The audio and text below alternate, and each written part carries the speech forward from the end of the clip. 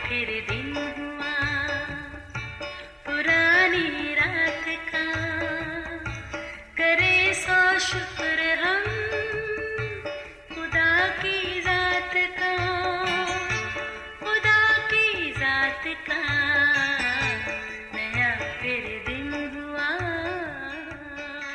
آج کی آیت، ضرور ہے کہ وہ بڑھے اور میں گھٹوں۔ یوحنا 3 باب 30ویں آیت۔ عزیز و کارخانہ قدرت کی ہر چیز کو جب اپنی اپنی جگہ ترتیب دی گئی تو خالق خدا نے کہا سب اچھا ہے، مگر جب اس نے آدم کو دیکھا تو کہا آدم کا تنہا رہنا اچھا نہیں۔ مطلب یہ ہے کہ اس نے بھی بھری کائنات میں ایک چیز کی کمی کو محسوس کیا، اور وہ تھی آدم کی مددگار ساتھی، جو پھر ہوا کی صورت میں سامنے آئی۔ یوں وجود زن سے تصویر کائنات مکمل ہوئی۔ لہٰذا ہوا کی بیٹیوں کو خالق خدا کی طرف سے اس اعزاز کے لیے کس قدر شکر گزار ہونا چاہیے۔ کلام مقدس کے مطابق اگرچہ عورت کے ذریعے گناہ دنیا میں آیا، اگر سوچیں تو اس گناہ کے ازالہ کا ذریعہ کچھ اور بھی ہو سکتا تھا، مگر قادر مطلق کے بڑے فضل سے عورت ہی کے ذریعے نجات کا انتظام بھی کیا گیا۔ گویا خدا نے اپنی انمول صفات یعنی محبت، معافی اور قربانی کو عورت کی شخصیت میں شامل کیا۔ اب یہی عورت ماں، بیوی، بہن، بیٹی کے روپ میں دکھائی دیتی ہے، جو زندگی کے ہر میدان میں خدا کی شکر گزاری ادا کرتے ہوئے محبت، معافی اور قربانی کا پیکر بن جاتی ہے، جس سے انکار نہیں کیا جا سکتا۔ ایک ماہی کو دیکھ لیجئے، اپنی ذات میں وہ ایک پرنسس کے جیسی ہے، مگر جب وہ خاندانی عملی زندگی میں آتی ہے تو اپنی خواہشات، شوق کی قربانی دے کر خود کو گھٹاتی اور اپنے گھرانے کو آرام اور سکون اور ان کی خوشیوں کو بڑھاتی ہے، جو اس کے لیے سکون کا باعث ہے۔ یوں ہی بیوی، بیٹی اور بہن بھی محبت، قربانی سے اپنا کردار ادا کرتے ہوئے خود کو پیچھے اور اپنے رشتوں کو آگے رکھتی ہیں، جو خوش کن بات ہے۔ عزیزو، کسی دوسرے کو خود سے بڑھ کر عزت، حیثیت اور اعزاز دینا سچ ہے انسانی فطرت میں اس عمل کی قطعاً گنجائش ہے ہی نہیں، مگر کلام مقدس میں ایک عظیم شخصیت نے ایسی خوبصورت بات کہی جو ہمارے لیے مشعل راہ ہے۔ ایک دن کچھ یہودیوں نے یوحنا بپتسمہ دینے والے کے پاس آ کر کہا، اے ربی، ایک بار جو شخص یردن کے پار تیرے ساتھ تھا، جس کی تو نے گواہی بھی دی تھی، دیکھ اب سب اس کے پاس آ کر اس سے بپتسمہ لیتے ہیں۔ یوحنا نے انہیں جواب دیا، انسان خود سے کچھ نہیں پا سکتا جب تک اس کو آسمان سے نہ دیا جائے، اور تم خود بھی میرے گواہ ہو۔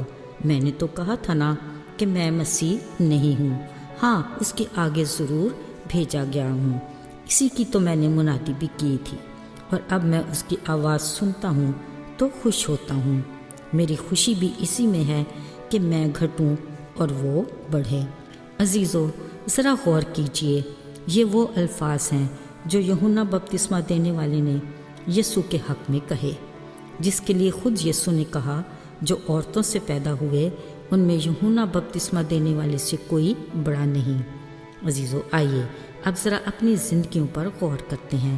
خدا کے کلام میں لکھا ہے، اس نے ہمیں چن لیا اور اپنی خاص امت، شاہی کاہنوں کا فرقہ اور اپنے بیٹے بیٹیاں بنایا۔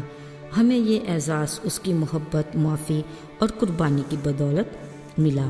اس نے اپنی شان و شوکت اور اپنے جاہ و جلال کو چھوڑا، ہمیں گناہ کی ذلت، اندھیروں اور رسوائیوں کی گہرائیوں سے نکالنے کے لیے خود کو پست کر لیا، اور ہم گناہ گاروں کو اپنی بے انتہا محبت اور قربانی کے باعث فرش سے اٹھا کر عرش پر بٹھایا، اور ہمیں گلے لگا کر ہماری گناہ آلودہ زندگی کو ہمیشہ کی زندگی میں بدل دیا۔ عزیزو، ہماری فطرت میں مقابلے بازی کی روح ہم پر ہمیشہ غالب رہی۔ جہاں ہمیں اپنی بھرپور زندگی میں اس کے فضل اور برکات کی گواہی دینی چاہیے، وہاں ہم معاشرے میں خود کو اپنے زور بازو کے بل بوتے پر صاحب حیثیت پیش کرتے ہیں، اور چاہتے ہیں کہ ہمارے کاموں سے اور ہماری زندگی کے کسی بھی پہلو سے کہیں مسیح نہ دکھائی دے۔ یوں باعزت، بابرکت اور خوش مزاج ہونے کا سارا کریڈٹ خود لینا چاہتے ہیں، جبکہ یہ سراسر اس رحیم قادر مطلق خدا کے فضل کے ہاتھ اور شفقت کی نگاہ کی بدولت ہے۔ بطور مسیحی ہمیں خود سے اس بات کا ادراک ہونا چاہیے کہ ہم کہاں، کس وقت اور کن لوگوں میں اپنی بابرکت، پرسکون اور مطمئن زندگی کی گواہی دے کر اس کے نام کو جلال دینے کا وسیلہ بن سکتے ہیں، تاکہ میرا مسیح بڑھے اور میں گھٹوں۔ ہم اس کی محبت، معافی اور قربانی کی صفات کی بدولت دکھی انسانیت کو اس کے پاس لا سکیں اور یوں اس کے بیٹے بیٹیاں ہونے کا حق ادا کر سکیں۔ آئیے دعا کریں۔ اے خداوند، ہم تیرے رحم اور فضل کے لیے تیرے شکر گزار ہیں، جس کے وسیلہ آج ہم تجھے باپ کہتے ہیں۔ تو کس قدر عظیم خدا ہے، جس نے اپنا تاج و تخت چھوڑا اور ہمیں گناہ کی پستیوں سے نکال کر دوبارہ باپ خدا کی رفاقت میں آنے کے قابل بنایا۔ ہماری شکر گزاری کو قبول کر، یسوع کے نام میں آمین۔